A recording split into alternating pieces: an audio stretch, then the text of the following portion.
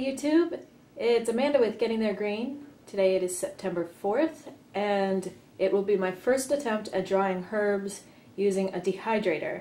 We purchased this dehydrator during the summer at a yard sale for just $5. It had barely been used. We tried it once this year drying fruits. Now I'm going to try it drying herbs fresh from our herb garden outside. So today what I'm going to do first is dry sage. This is sage that I gathered from the garden outside. I just rinsed it and then just kind of let it sit and let the water dry off it.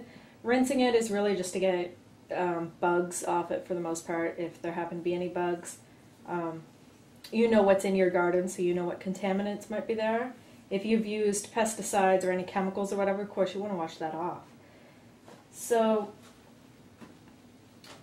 from what I've read, it only takes an hour or two to dry herbs in a dehydrator. If you have a dehydrator that has temperatures on it, you want it at the lowest setting, which generally I guess is around 100. Mine just has an on-off, so I don't have that luxury. It should take about an hour, maybe more.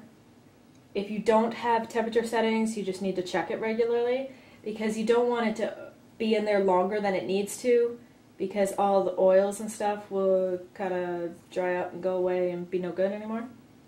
You'll lose all your flavors, nutrients, whatever, if it's in there too long.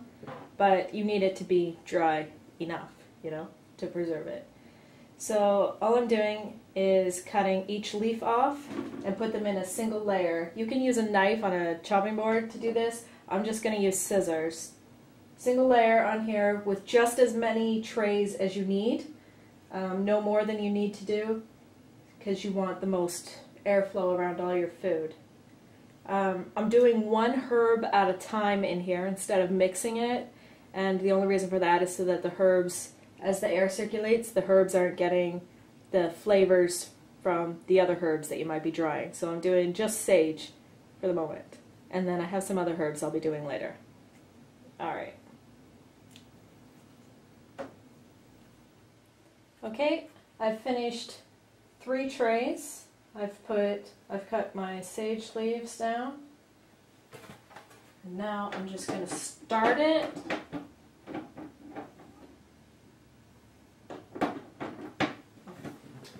Okay, I've closed the vent. Now I'm going to start it. And in about an hour I'll come back and check to see how dry they are. See you back in an hour. Okay, it's been about an hour and a half since I turned the dehydrator on, and it looks like things are about done, so I'm just going to turn it off and show you where it's at now.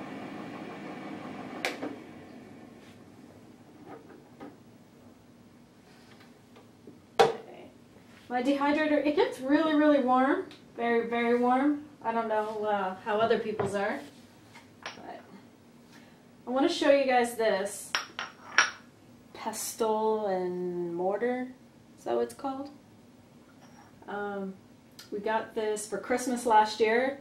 Randy and I put it on our Christmas wish list and we got it. It's a pretty cool one. Most of them are just like a stick-shaped thing, like that, and you would just, ignore this, you would go like that to grind up your herbs or your spices.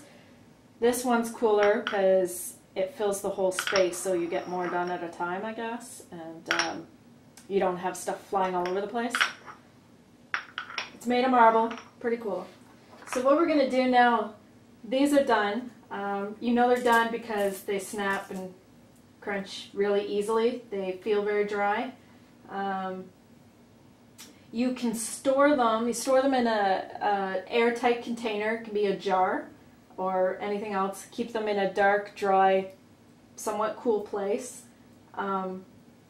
If you keep them in the full leaf size, that retains their flavor the longest. So that's a good plan, but it's more convenient if they're crushed when you store them, because they take up less space and it's already ready for you to use when you're doing a recipe. But you can keep them full, and as I said, they'll last longer, keep their flavor longer, keep the nutrients, whatever, longer, and then just crush them up as you need them. I'm going to crush them up so that they're more convenient for when I use them. We use a lot of sage during the holidays on our turkey and stuffing and that kind of stuff. So we really like sage. I'm just going to show you this quick, how this works. You're going to take a leaf, put it in, you can crush it. If you don't have one of these, that's fine. I've read online that what you can do is put them in a paper bag and then just crush up your paper bag with your hands and they'll just crush up nice and small for you. You can see with this, it turns into a powder. You can put a bunch in there at a time, whatever.